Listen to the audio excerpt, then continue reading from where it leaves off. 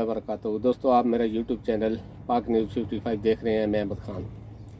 आज की समाअत का मुकम्मल अहवाल जो आज सुप्रीम कोर्ट में समाअत हुई है, इसने हुकूमत के लिए ख़तरे की घंटियां बजा दी हैं।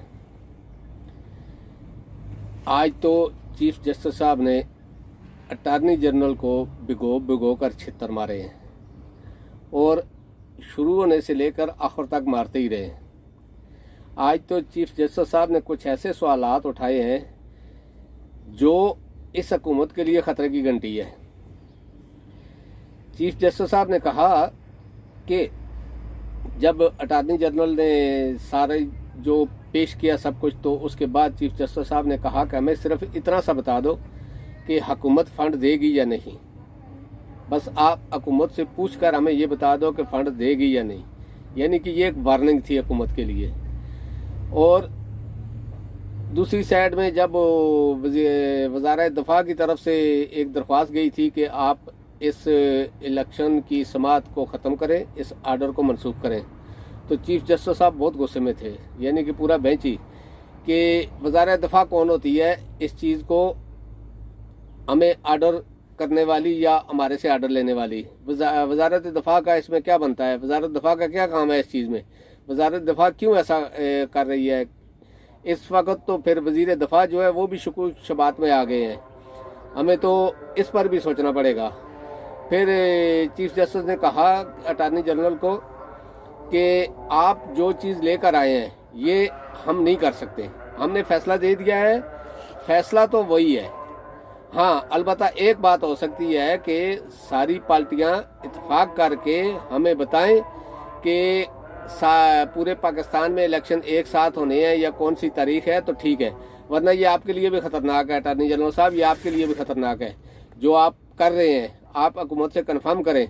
और फिर चीफ जस्टिस साहब ने कल सब सियासी पार्टियों को बुला लिया है कल की डेट में। कल 11:30 बजे इसकी समाअत होगी, लेकिन मुझे उम्मीद है कि इंशाल्लाह कल ये फैसला आ जाएगा, क्योंकि अभी बहुत लंबा हो गया है। और चीफ जस्टिस साहब बार बार यही बात कह रहे थे कि आप अभी सिक्योरिटी का भी इशू उठा रहे हैं, आप अभी जो है फंडिंग का भी, पैसों का भी इशू उठा रहे हैं। आप पहले कहाँ थे? आपने ये सिक्योरिटी वाला इशू जो है वो पहले क्यों नहीं आपने बताया कि फ़ौज बॉर्डरों पे लगी है? फ़ौज तो बॉर्डरों पे रहती है, फ़ौज का तो काम है बॉर्डरों पे रहना। लेकिन इलेक्शन तो हर हालत में होते हैं। तो अटार्नी जनरल ने कहा कि ये जो 2 सूबों के इलेक्शन है, अगर ये हो जाएंगे तो फिर दूसरे जब दोबारा इलेक्शन होंगे तो ये 2 सूबों की जो हुकूमतें हैं ये इलेक्शन पे असरअंदाज होंगी। तो चीफ जस्टिस ने कहा आप पहले कहाँ थे? सोए हुए थे? आप कहाँ थे पहले? आपने ये बात पहले क्यों नहीं उठाई? अभी तो फैसला हो गया, हमने फैसला दे दिया, हम फैसले को कैसे वापस कर सकते हैं? ये फैसला वापस नहीं हो सकता है। फिर उन्होंने कहा कि कल जो डीजी MIO ने आके हमें ब्रीफिंग किया और ISI के चीफ ने, तो हमने उनसे भी कहा कि जब ये केस चल रहा था तो आप सोए हुए थे, आप उस टाइम क्यों नहीं आए? अभी तो फैसला हो गया है, आप अदालत में आते, आप अदालत में आके ब्रीफ करते तो हम कुछ कर भी सकते थे, लेकिन अभी तो हम कुछ नहीं कर सकते क्योंकि फैसला हो गया है। यानी कि चीफ जस्टिस का जो मूड है वो इस वक्त ऐसा है कि आप यकीन करो कि जब चीफ जस्टिस साहब ने इनसे वो एक बिल का पूछा कि वो बिल पास हुआ है और रिजेक्ट हो गया है, वो बिल पास नहीं हुआ कायमा कमेटी से, तो फिर वज़ीर आज़म, लगता है ऐसा है कि वज़ीर आज़म ईवान में अपनी अक्सरियत खो चुके हैं।